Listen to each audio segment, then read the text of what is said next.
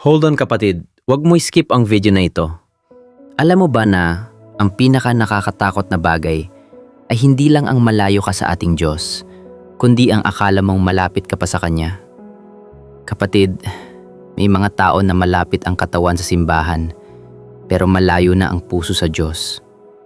Numingiti sa harap ng iba, pero unti-unti nang nawawala ang apoy ng pananampalataya. At ang pinakamapangalib na bahagi, minsan hindi mo namamalayan na nalalayo ka na pala sa Kanya.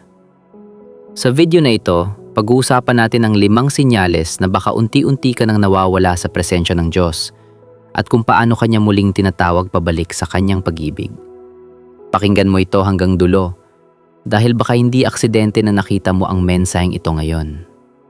5 senyales na tayo ay wala na sa Diyos.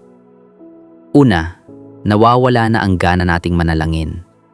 Kapag dati nating hinahanap ang presensya ng Diyos pero ngayon ay parang obligasyon na lang ang panalangin, senyales ito ang na lumalayo na ang puso mo. Sabi sa scripture ng James 4:8, lumapit kayo sa Diyos at talapit siya sa inyo.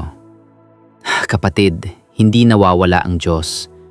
Minsan tayo ang unti-unting tumitigil lumapit mula sa Kanya. Pangalawa, mas pinipili natin ang kasalanan kaysa pagsunod. Kapag alam natin na mali pero patuloy pa ring pinipili ang kamalian, unti-unting tumitigas ang puso natin sa tinig ng Diyos. Masarap kasi ang bawal, no? Pero ang sabi ng Diyos sa atin sa Romans 6:23, sapagkat ang kabayaran ng kasalanan ay kamatayan. Kapatid, ang kasalanan na hindi pinagsisisihan ay naglalayo sa tao sa presensya ng Diyos.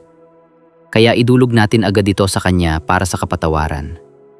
Pangatlo, wala nang pakialam sa salita ng Diyos. Nakakalungkot kapatid, pero ito ang katotohanan sa mga tao ngayon. Dati tayong natatamaan sa bawat verse. Ngayon, wala nang nararamdaman kahit makarinig ng katotohanan. Tama? Pasok sa tenga, labas sa kabila. Basahin natin ang Matthew 4:4.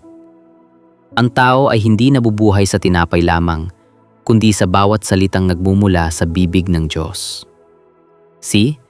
Kapag hindi natin na pinapakain ang espiritu, unti-unti itong nanghihina. Kung kumakain ka 3 beses sa isang araw, dapat ganun din ang kaluluwa, upang ang relasyon at liwanag natin mula sa Diyos ay mananatili.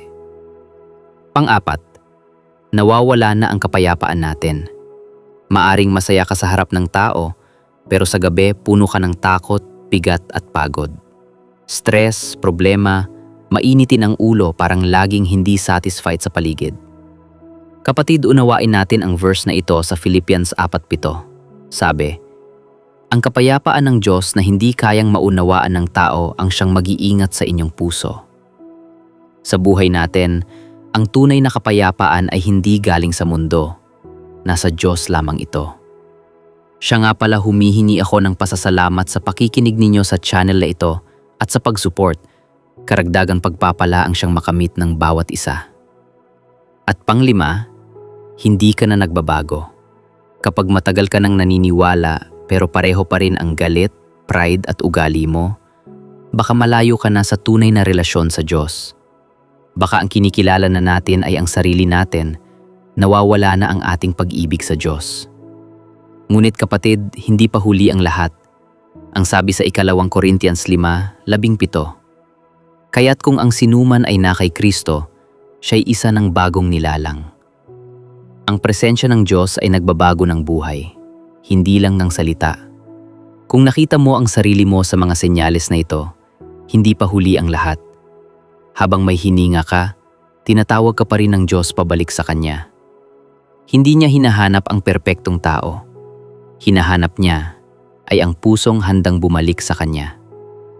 Sa Malakay 3:7, sabi ng Diyos, manumbalik kayo sa akin at manunumbalik ako sa inyo. Kaya kapatid, pag-alabin mong muli ang iyong pag-ibig sa Kanya.